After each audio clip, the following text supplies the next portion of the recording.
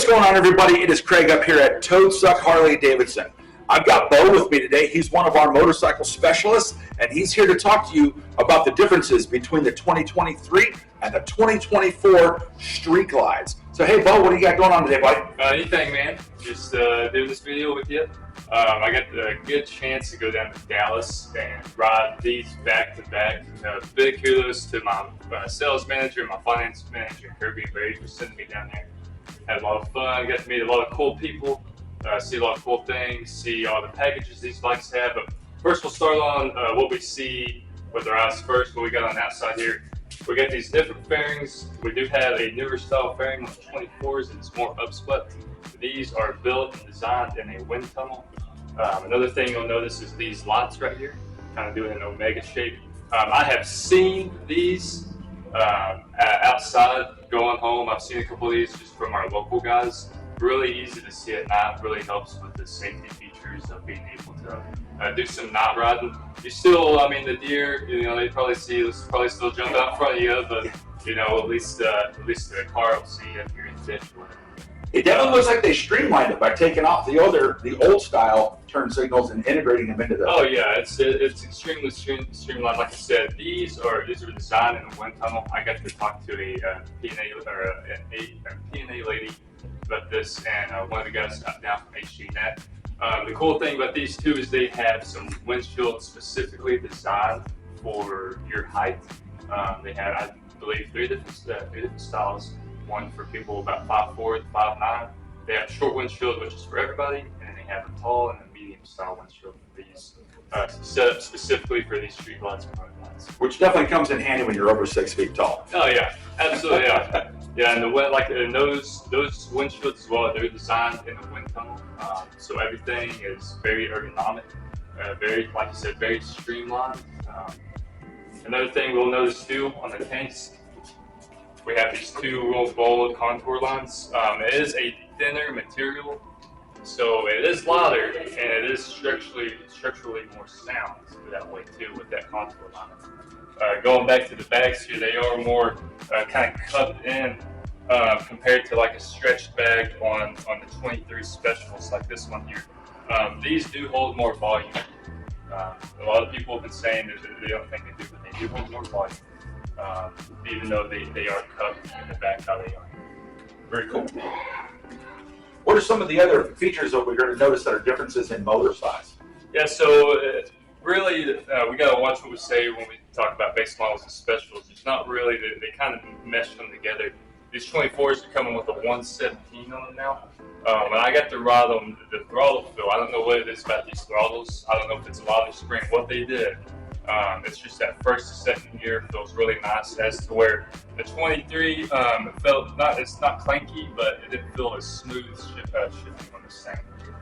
As far as things that we don't see, like the fairing tank and the bags, they did shave off 40 degrees on the spark plug end, so these do run cooler. The cooling system goes through the rear head first, because of course that one runs hotter because it's not getting the air in the front. It is going back. Correct. So it goes in your rear head first, cools it. It's only on your exhaust ports, goes in the front head and it goes back and circulates around. That's so fantastic. They do run way cooler. I can say that. We had these in Texas, and it was a warm day, but we had these on the interstate sitting, and they do not run as hot as these 23s. Have they done any suspension changes? Yes, so these have, great question, and that is really the big thing out of the box compared to the 23s that I've seen.